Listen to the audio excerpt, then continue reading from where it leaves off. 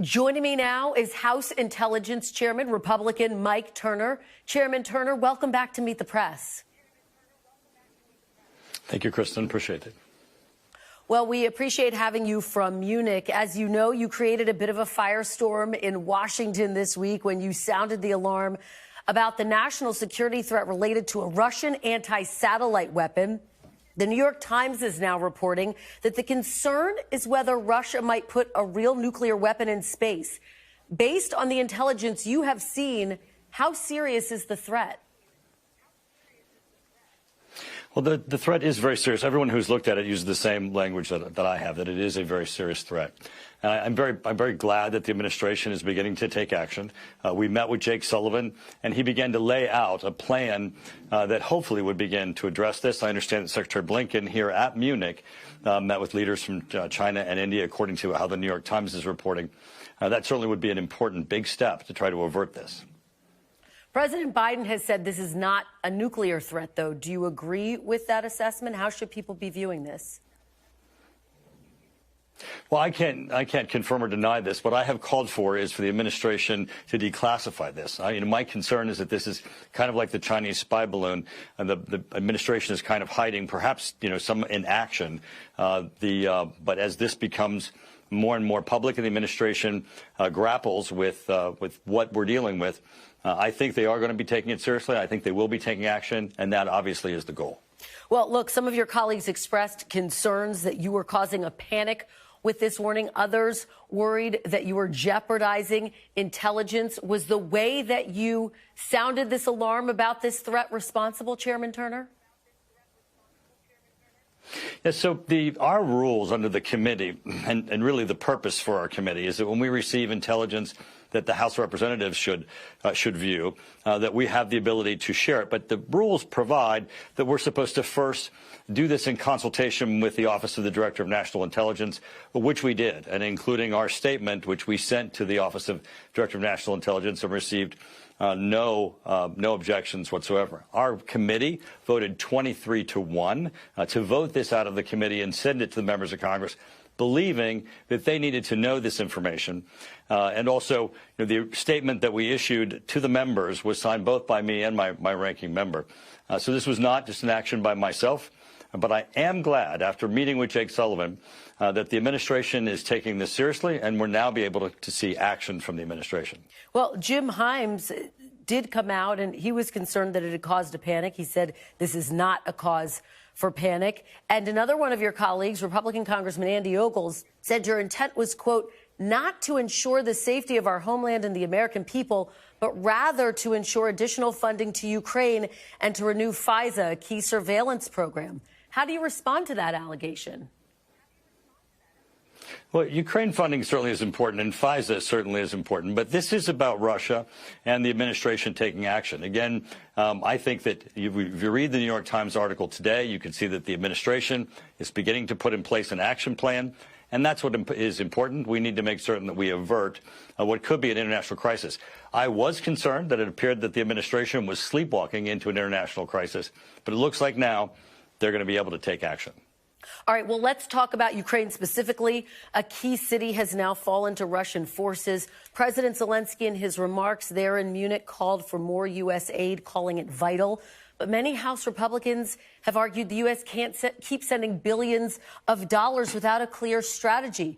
You've spoken to Zelensky. Is the Republican Party in danger of basically surrendering Ukraine to Vladimir Putin? Well, the Speaker has made a commitment to secure the funding for Ukraine. When we met with Zelensky today, we did meet in the backdrop of Ukraine troops having conceded land to Russia as a result of shortage of stockpiles of weapons. Zelensky described the math that he's facing of dwindling stockpiles at the same time Russia is turning to both Iran and North Korea for weapon systems. Zelensky, of course, did not blame his current situation or what occurred today on the delay that's occurring, although he did indicate that he's certainly worried that the delay could cause a gap in weapons getting to Ukraine. Those in attendance of the U.S. delegation certainly pledged their support. And I do think that there is an opportunity when we get back to Washington to move this important aid package forward, because it is so critical. You know, Vladimir Putin is a murderous thug, and what he is doing and the atrocities and the war crimes in Ukraine need to be responded to. I was speaking to the mayor of Kyiv today, and he was saying this is the front line of the authoritarian regimes and democracy, and it is.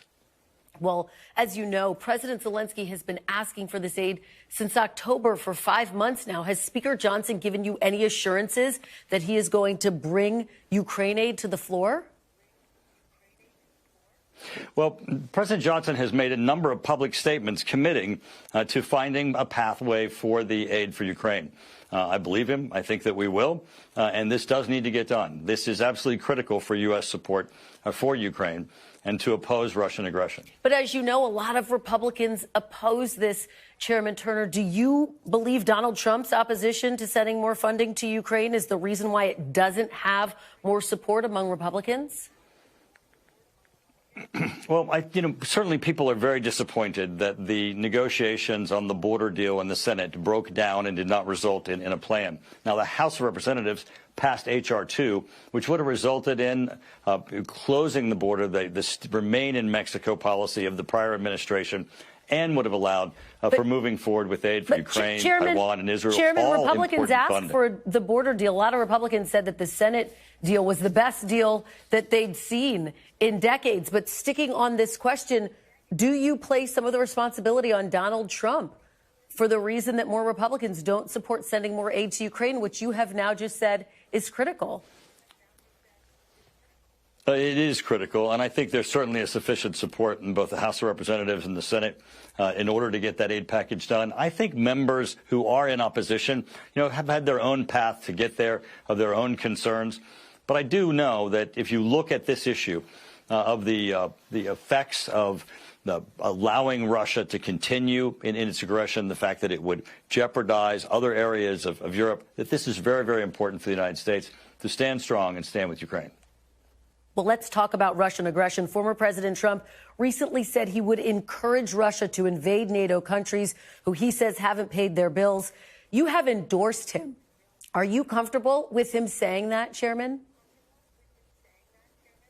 Well, this is what I know. When Donald Trump was president, he actually increased funding to NATO itself. He continues to push countries to fully fund, to meet the 2% commitment that each of them have. And I know that his work is important to get increased funding increased funding to NATO. You're already seeing NATO countries begin to spend more as a result of Donald Trump's words. I think that's kind of important.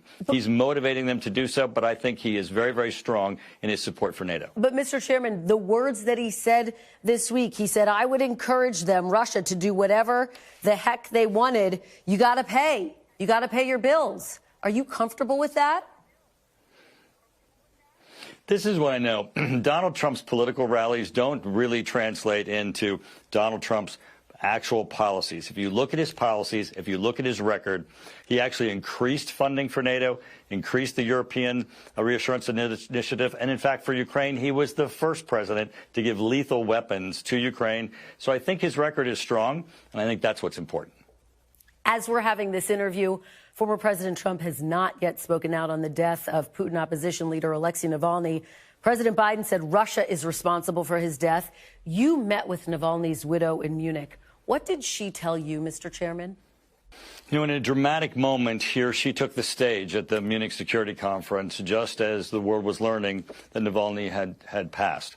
She expressed her surprise and her really disbelief that her husband was dead. She later then met with the U.S. delegation. We prayed with her. We shared her sorrow. And certainly she points the finger directly at Vladimir Putin, who had previously poisoned Navalny with military nerve agent and then, of course, imprisoned him. And now Navalny is dead. This is certainly very troubling. It's part of the murderousness that we see both in Ukraine and here as the record of Vladimir Putin, and it certainly shows how dangerous he is. Well, I guess the big question now is what happens next. President Biden has said he's considering his response. What do you think the consequences should be? I think that as a result of Navalny's death, that we should even be that more strong in funding Ukraine and passing this in the House and the Senate and dedicated in Navalny's in his legacy, sending a message to Putin. But should there be stronger consequences, sanctions, for example, anything beyond just passing Ukraine aid? Well, I think certainly the first big step is Ukraine aid, and again, we should dedicate it in his honor. But at the same time, I know the administration is considering additional remedies, and we certainly look forward to what they're proposing and look at those as options. Well, let me ask you about another headline this week. A former FBI informant has been charged with lying about Joe and Hunter Biden seeking millions of dollars in bribes from a Ukrainian company, allegations that are really central to the Republicans' effort to impeach the president. Now, you voted to support this impeachment inquiry. Do you think it's responsible to continue this inquiry given these charges against this FBI informant? Absolutely. I mean, this inquiry, and it is an inquiry, is based upon actual bank records, documents, transactions of money, large sums of money. And doing an inquiry as to, how these funds got to the Biden family from international sources, China, Russia, Ukraine.